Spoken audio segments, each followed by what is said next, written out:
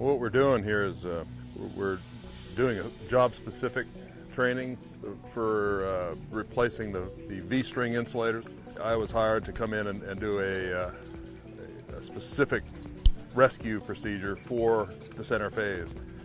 And we're going to access the conductor with either a ladder or a bucket truck, insulated bucket truck, drop the worker off on the wire. He comes into to do the work at the tower, the yoke plate up there on the hot end.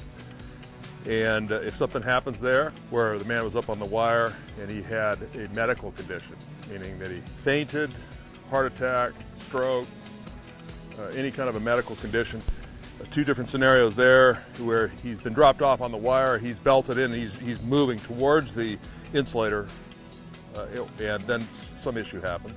What we did up there is we brought him out 12 feet away from the tower just so that when we drop him down, he doesn't become like a spark plug in between the wire and the tower. So we have to bring him out from the transverse face of that tower. We have to bring him out beyond that and then put that directional on the conductor up there. Put that on there as a redirect so that we can direct it and lower him down from a position further out from the tower. And then he's not going to become, he's not going to be in harm's way that way.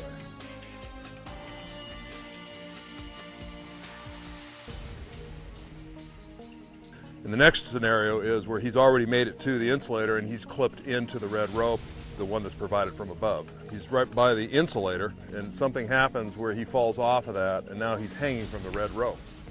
We go out beyond the tower and put a tracking element. It tracks him out in front of the transverse face of the tower, gets him away from danger, and then we track him to the ground and break bond and keep him away from that spark plug effect. And that'll involve the ground crew doing all the pulley systems. It's a knowledge of rigging and it's rope access stuff. So it comes from mountain climbing. They're high tenacity polyester ropes. They're used, electricity doesn't see them, so they're invisible. But these are the same ropes I use in my school in Sedona, Arizona. When people come and take fire department rescue classes, mountain rescue classes up on glaciers, mountains, whatever, this is the same rope I use there. The blue one is for training because when we train, we have to have 2 points of contact while the guys are doing this.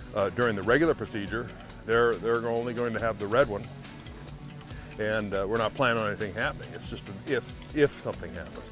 And then the laws allow us to lower a man on a single rope, provided that we've trained with the two-rope system. The blue rope won't be there, only the red. So that guy will be dropped off. He'll be doing standard procedures with his line belt, with his strap around the conductor, and he'll walk up and do his work. If anything happens, that red rope will be there.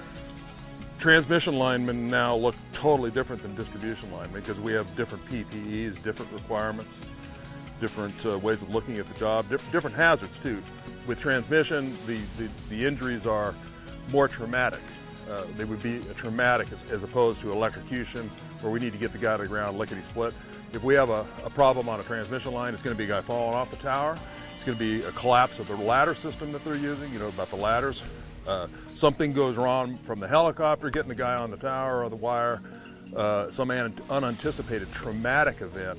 So we treat that a lot differently. So this is a whole new paradigm, a whole different helmet, a whole different harness, a whole different way of looking at it. This is a lineman's harness, but it's basically a different kind of a lineman harness in that you can actually hang from it and you're comfortable.